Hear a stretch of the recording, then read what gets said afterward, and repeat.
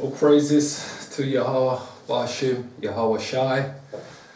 Double honours to the elders of GMS, Elder Tahar, Elder Ryan, all the other elders at GMS. Double honours to you. Double honours to all of the GMS groups out there doing the word, spreading the word on the road, behind us cameras, wherever they are, and all the other groups that are not affiliated with GMS that are spreading the word of Yahweh Bashim Yahweh Shai according to the scriptures and according to the breakdowns of the elders of GMS. All praises to you. And once I said again, double honours to the Most High and His Son, to Yahweh Bashim Yahweh Shai. Anyway, today's lesson, or should I say today's documentary, is going to be dealing with the Israelis, the so-called Jewish Israelis. The reason why they call themselves Israelis, because the word Israeli does not exist in the scriptures. Does not exist in the scriptures. Yeah? The word Israeli does not exist in the scriptures. The word Jewish does, but the word ish, as we all know, means pertaineth to. 1 second.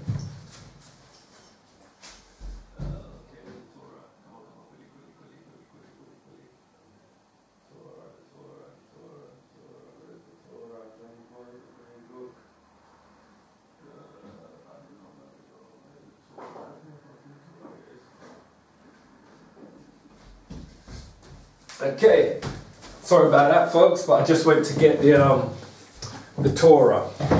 As you know, the Torah is the 5 first books of the Bible. Yeah, the word Torah means law. Yeah, the laws. These are the first 5 books, about the books that Moses wrote. Yeah, our forefather, our ancestor, who led us out of the land of Egypt out of bondage. Yeah, so we're going to deal with the scriptures, and we're going to refer to the Torah, and we're going to refer to the scriptures. Like I said, 1611 King James. So we are going to start with Genesis. As I said, today's lesson is dealing with the Israelis who call themselves Jews, but are not, like as the Bible says. They say they are Jews, but are not, are works in the God of Satan, which we already know that. But we're going to break down exactly how we know those so-called Ashkenazi Eastern Europeans that are living in the land of Israel today and throughout the world, who are proclaiming to call themselves Jews, are not. What do they base this on? They base this on saying that their mother has to be Jewish or a Jew or an Israelite for you to be an Israelite, for you to be a Jew. This is what they tell you. This is what the propaganda that they've spreaded. This is what they have told the whole world. This is what they subscribe to. This is what their Judaism belief is on. So whether they get this from the Talmud, I have no idea. But I can tell you this: for your mother to be a Jew, to make you a Jew, is an absolute lie. L-I-E, lie. According to the Torah, it's a lie. According to the Holy Bible, the Old Testament and the New Testament, it's a lie. But this is what they have sold the world, and this is what they have sold the whole, to every Jewish person, so-called Jew that is born. This is what they've been told by their parents. For you to be a Jew, your mother has to be a Jew. It's an absolute lie. And I'm going to show you that lie according to the scriptures. Not according to my heart or my feelings, but according to the word of the Most High, Yahweh and His Son, Yahweh Shai, according to the words of the prophets and of the 12 sons from the 12 tribes of Israel. We're going to break this down for you, because it is one of the greatest lies that these bastards that are living in the land of Israel are telling the world. Just like how they're trying to say that they're the real Israelites, you know, and as we know, the Israelites left Egypt black and have gone back there white, Eastern European. These people that are in Israel today are Eastern European. Their descendants go back to the Khazarian Empire and further back to the land, to their forefather is Esau, the Edomite. Goes right back to there. Yeah, they have not got a single drop of Israelite blood or Jew blood in them. Not a single drop. They are Ashkenazis. Ashkenazis, they are Eastern Europeans. That's who they are. They come from the Khazarian Empire right back to their forefathers. Just like Herod, King Herod. King Herod was an Edomite. King Herod's father was Herod. Herod's grandfather was who? Antipater. These were Edomites. But we're going to prove this to you in the Torah and the Holy Bible. Yeah? So we're going to start with Genesis. Yeah? We're going to break it down. Yeah? Because like I said to you, the Torah is the first 5 books of the scriptures. Yeah? It's Exodus, it's Genesis, Exodus, Leviticus, Numbers and Deuteronomy. This is what makes up the Torah. Yeah? So we can have a look here. Remember what I said, the word Torah means law. It's a Hebrew word and it means law. Yeah? And we can show you here exactly what I was just telling you. Yeah? This is the Torah. Yeah? First book is Genesis. Second book is Exodus. The third book is Leviticus. The fourth book is Numbers. And the fifth book is Deuteronomy.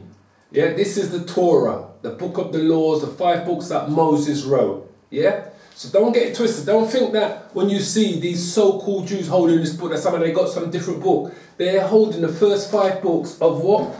Of the Old Testament. King James 1611 Old Testament. The first 5 books of the Torah are the first 5 books of the Bible. That's all it is. Don't let these so-called Israelis or these so-called Eastern Europeans, fake Jewish people with their little wriggly curls down their head walk around with this book, make them think that they're carrying some sort of different book. The only other different book that these devils read, yeah, these so-called gutter rats read, is called the Talmud, which is a Babylonian book, which was a book that was written by rabbis, by our own forefathers, while they was under captivity in Babylon. Yeah, by Nebuchadnezzar. And it was those ones that did not want to go back to the land of Israel that saw that Babylon was such a beautiful city that they would rather stay and live amongst the Babylonians than go back to their homeland with Ezra, Nehemiah and the rest of the prophets and Zerubbabel back in the days when Nebuchadnezzar was taken down by Cyrus, and Cyrus was a Persian ruler who put out an edict to say that the Israelites can return back home and build a temple. Yeah, so let's just get that straight. So we're going to start. I just want to give you a quick little background story. We're going to start with Genesis. We're going to go to Genesis chapter 25. So I don't just want to go straight into this. I just want to give you a quick little background to show you exactly where they're coming from. We're going to go to Genesis chapter 25. We're going to start at verse 20. Yeah? And Isaac was 40 years old when he took Rebekah to wife, the daughter of Bethuel the Syrian. Yeah? So Isaac married Rebekah, who's the daughter of Bethuel, who was a Syrian. Yeah? Even though Israel hadn't come about yet, but I'm just showing you straight away, he had married a Syrian woman, Isaac. Yeah? Rebekah, Isaac's wife, the mother of Jacob and Esau, was a Syrian. Okay. The Syrian of Pandaram, the sister of Laban. She was Laban's sister. Yeah? And Isaac entreated the Most High for his wife because she was barren. And the Most High was entreated of him. And Rebekah, his wife, conceived. And the children struggled together within her. And she said, if it be so, why am I thus? And she went in to inquire of the Most High. And the Most High said unto her, 2 nations are in thy womb, and 2 manner of people shall be separated from thy bowels. And the one people shall be stronger than the other people, and the elder shall serve the younger. And when her days to be delivered were fulfilled, behold, there were twins in her womb. And the first came out red all over like a hairy garment, and they called his name Esau. And as we have already been down this road, but I'm going to quickly break down for you. When a Caucasian child is born, he is red all over. From his pushing out through his mother's womb, right? When he's coming out, from the pressure, all of his veins are literally coming out, showing through his skin, because he has no melanin in his skin. So when they're born on their birth, they are red or a shade of pink. Whatever you want to call it, because pink is just a shade of red. Simple as that. And after that, his brother came out. His hand took hold on Esau's heel, and his name was called Jacob. So Jacob came out after Esau, and Isaac was 60 years old when she bare them. Yeah. So Isaac was 60 years old when Rebekah, his wife, gave birth to those two twins. Remember, so Rebekah's a Syrian. Esau's came out first. He's red, black, hairy, blanket. So we know Esau's a Caucasian. Jacob's come out looking just like his parents, because he's not having to be described in the scriptures. Hence, we'll tell you that Jacob looked just like his mother and father, whereas Esau didn't look like them. Why they described him? But anyway, so we got to verse 29 and verse 28. And Isaac loved Esau because he did eat of his venison, but Rebekah loved Jacob. And Jacob sowed pottage, and Esau came from the field, and he saw, and he was faint. And Esau said to Jacob, feed me, I pray thee, with that same red pottage, for I am faint. Therefore was his name called Edom. Yeah? Because he said he was faint. His name was called Edom. Yeah? And Jacob said, sell me this day thy birthright. Alright, this is what Jacob said to Esau, yeah? And Esau said, behold, I am at the point to die, because he was so hungry from being out there all day hunting, yeah?